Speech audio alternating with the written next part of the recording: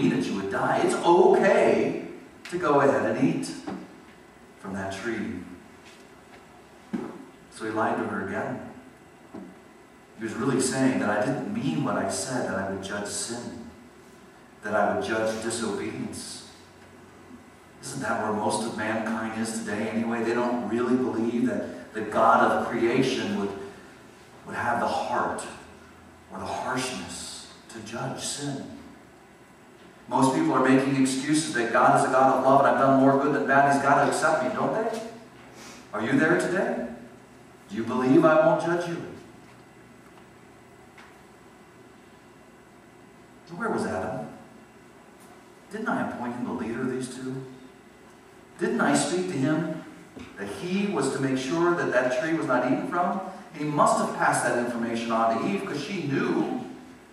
So on one hand, he taught her, that's good. On the other hand, he was sitting right behind her or beside her and did nothing as she was being tempted. So he joined Eve in eating. Well, you people might be thinking, I'm always withholding pleasure from you. I'm always withholding something good from you. It's the way Eve and Adam thought, and it's carried on to your generation. And all I'm really withholding from you is death and sin and sickness, evil, wickedness, murder, wars, lies. That's all I was trying to withhold from them. I'm a good God. I can't do anything evil. So please don't think of me in that way because it's to your detriment. Well, I was so saddened by the choice of Adam and Eve. I told the prophet Ezekiel to write the words that I have in the 18th chapter of that book. I said, do I take pleasure in the death of the wicked? I go on to say, no, I take much, much greater pleasure in the salvation of those who are wicked. So I'm not happy to judge you. I'm not happy that death is now in the world. I am certainly not happy that my relationship with you is broken and that I had to extract myself from the garden. And I had to prevent you from going back into paradise. Because as ones who are stained by sin, paradise is sinless perfection. Well, I was sad. They chose their own way. The way of death. They could have eaten from any other tree, including the tree of life. You see, they had a choice. Life or death. And for some inexplicable, self-centered, prideful reason, they chose death. And now death reigns for all of their offspring, including you.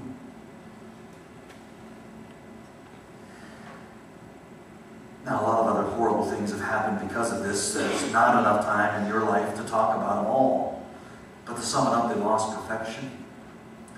They lost paradise. They lost their intimate, one-on-one relationship with me.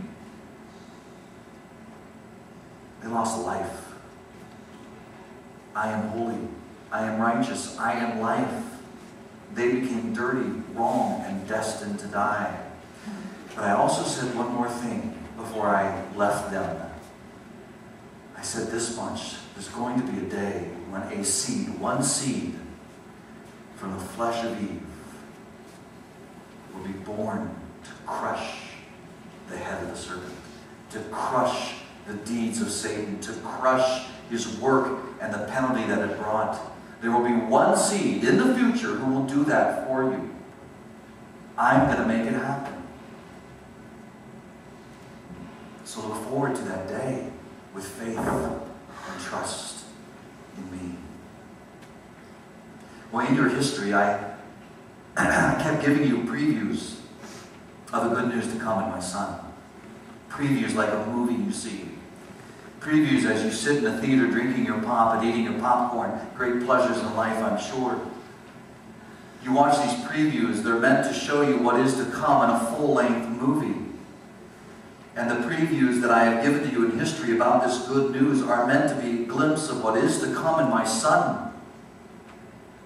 So I'd like to give you two previews and then point to my Son. First, Noah and his family. Noah lived in a wicked time. He was born of a righteous father named Lamech. Lamech's daddy was Methuselah. And if you count all the years of Methuselah's life, it was 969 years. And if you count the time of the flood when Noah was 600 years old, and you count back to the age of his father when he was born, and the age of Methuselah when his father was born, Lamech, you'll understand that at 969 years after Methuselah was born, the flood came. Now I saw Noah and his family. I chose him. I chose him not because he was necessarily more righteous than anybody else. My favor upon him made him a righteous one for me. Now I told Noah some things that seem outlandish, just like Adam and Eve. My expectation for Noah was to follow what I said. I told him to build the biggest boat imaginable that would house so many animals, 2 by 2 and 7 by 7, by the way. This boat would never have been seen before. There was never a flood on this earth. So here he was for the next 100 years, stepping out in faith, building a big boat that had never been seen before, while the rest of humanity in their wickedness were just shouting at him foolish thoughts of how ridiculous he was behaving and what was he doing and how does he believe this boat, this unnecessary product, would save him. All this time, Noah, it says in my Bible, was preaching to them good news, was preaching to them salvation. In fact, I know he was saying, when this boat is done, you best get in the boat if you want to live and if you want to escape and be delivered from God's judgment. So for 100 years he built the boat and he preached. And then I told him, no, it's time to get in the boat. Noah, get you and your family in the boat and all the animals. And when that was done, I shut the doors of the boat, saying no longer will anybody have a chance. In that generation of salvation, they had a lifetime. And then, of course, the floods came, and the boat was raised, and for 1 year, my servant Noah, by faith, on that boat, was being tossed up and down by waves, and was looking for signs that my judgment was going to end. Like any other human being, he may have had some fears and concerns, but because of his faith in me, and not knowing what the end result would look like, he was being rescued. And then the boat finally landed on land, and they got out of the boat and they worshiped me. And I was grateful for that worship, that sign that a faithful people would be a remnant on this land.